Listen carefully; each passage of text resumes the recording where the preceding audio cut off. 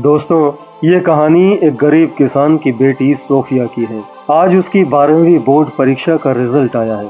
आज भी जब वो स्कूल से घर लौटी तो देखा कि माँ हर बार की तरह आंगन में बैठी उसका इंतजार कर रही है। माँ सोफिया की तरफ देखती है, दोनों की नजरें मिलती है और थोड़ी देर बाद माँ के चेहरे पर मुस्कुराहट आती है। वो अपनी बाहें फैलाती है और सोफिया दौड़कर अपनी माँ से लिपट जाती है और जोर जोर से रोने लगती है। बिना बोले माँ ये समझ जाती है कि आज उसकी बेटी क्लास में फर्स्ट आई है। पिछले 4 साल से ऐसा ही हो रहा था। रिजल्ट के दिन माँ उसका ऐसे ही इंतजार करती थी, पर अब तक सोफिया रोते रोते घर के अंदर आती थी और दौड़कर माँ से लिपट जाती थी और माँ उसे सांत्वना देकर चुप कराती थी और एक कहानी याद दिलाती थी और कहती थी कि कोई बात नहीं, अगली बार फिर कोशिश करना। दरअसल 4 साल पहले जब सोफिया 8वीं कक्षा में गई थी, तब उसके स्कूल की सहेलियों ने उसका बहुत मजाक उड़ाया था, क्योंकि उसके कपड़े उतने साफ नहीं हुआ करते थे। टेस्ट परीक्षा में उसके बहुत अच्छे नंबर नहीं आते थे। स्कूल पिकनिक पर वो जा नहीं पाती थी और ट्यूशन वो ले नहीं सकती थी। कई बार तो टीचर्स भी उसे झिड़क दिया करते थे और रिजल्ट में फर्स्ट या सेकंड आना तो दूर, ऊपर के 10 बच्चों में भी उसका नाम नहीं होता था। जब सोफिया ने अपनी माँ से अपनी सहेलियों की शिकायत की तो उसकी माँ ने उसे एक लड़की की सच्ची कहानी सुनाई। उस कहानी से सोफिया इतनी ज़्यादा प्रभावित हुई कि उसने अपनी माँ से वादा किया कि इस साल वो क्लास में फर्स्ट आकर दिखाएगी। लेकिन 2-2, 3-3 घंटे प्राइवेट ट्यूशन पढ़ने वाले बच्चों के सामने वो टिक नहीं पाती थी। जी जान से मेहनत करने के बावजूद 8वीं, 9वीं, 10वीं और 11वीं के रिजल्ट के बाद वो रोते रोते ही घर पर आई थी। लेकिन आज 12वीं के रिजल्ट में उसने वो कर दिखाया जो वो करना चाहती थी। बार बार नाकामयाब होने के बावजूद उसने हिम्मत नहीं हारी, क्योंकि विल्मा रुडोल्फ उसका मोटिवेशन बन गई थी।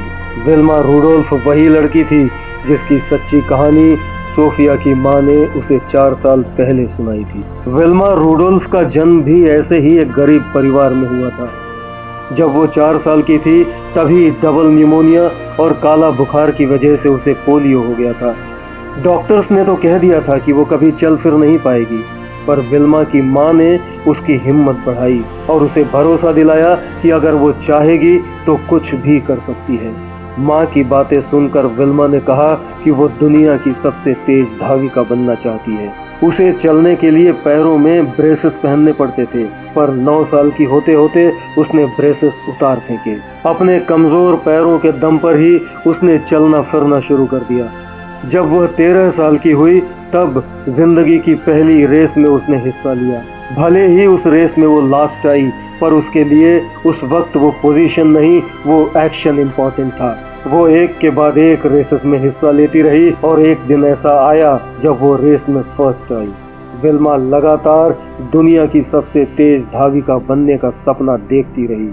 15 साल की उम्र में जब वो यूनिवर्सिटी गई तो उसके कोच ने उससे कहा कि इसमें कोई शक नहीं कि तुम्हारा विल पावर तुम्हें एक दिन चैंपियन बनाएगा, तुम्हें कोई नहीं रोक सकता। विल्मा ने कड़ी से कड़ी मेहनत की और ओलंपिक में हिस्सा लिया। वहां उसका मुकाबला उस जेट्टा हेन से था जो कभी किसी रेस में नहीं हारी थी। विल्मा ने 100 मीटर की रेस में उसे हराकर अपना पहला गोल्ड मेडल जीता। 200 मीटर की रेस में भी उसे हराकर अपना दूसरा गोल्ड मेडल जीता और 400 मीटर रिले रेस में भी उसे चौथे नंबर पर जट्टा हेन के अगेंस्ट ही दौड़ना था, पर उसके हाथ से बैटन छूटते छूटते रह गया और तब तक जट्टा हेन ट्रैक पर आगे निकल गई। पर अब तक विल्मा विश्व की नंबर 1 धाविका बन चुकी थी। उसने पूरा जोर लगाकर इस रेस में भी जट्टा हेन को पछाड़ दिया और तीसरा गोल्ड मेडल जीत लिया। दोस्तों, 4 साल पहले जब सोफिया की माँ ने उसे विल्मा रुडोल्फ की ये सच्ची कहानी सुनाई थी तो सोफिया ने भी कहा था कि पोलियो से पीड़ित लड़की जब दुनिया की सबसे तेज धाविका बन सकती है तो मैं भी क्लास में नंबर 1 बनकर दिखा सकती हूँ। 4 साल से वो लगातार जी जान से मेहनत करती रही। खेतों में भी काम करती थी, घर पर माँ की मदद करती थी और पूरी लगन के साथ पढ़ाई भी करती थी। फर्स्ट नहीं आ पाती थी तो रोती जरूर थी, पर हिम्मत नहीं हारती थी। अगली बार और ज्यादा मेहनत करती थी। आखिरकार अब तक के सबसे बड़े एग्जाम में फर्स्ट आकर सोफिया ने साबित कर दिया कि ठान लिया जाए तो कोई भी मुकाम हासिल किया जा सकता है। दोस्तों, वीडियो अगर अच्छा लगा हो तो लाइक करके शेयर कर दीजिए, मेरी मेहनत सफल हो जाएगी। और अगर आप चैनल पर नए हैं तो सब्सक्राइब भी कर लीजिए, घंटी की बटन ज़रूर प्रेस करिए ताकि मेरे नए वीडियोस के नोटिफिकेशंस आपको समय पर मिल सकें। मैं जल्द ही आऊँगा एक और बेहतरीन वीडियो के साथ। तब तक अपने सच्चे दोस्त यानी किताबों के साथ व्यस्त रहिए और मस्त रहिए। जिंदगी जिंदाबाद। जय भारत।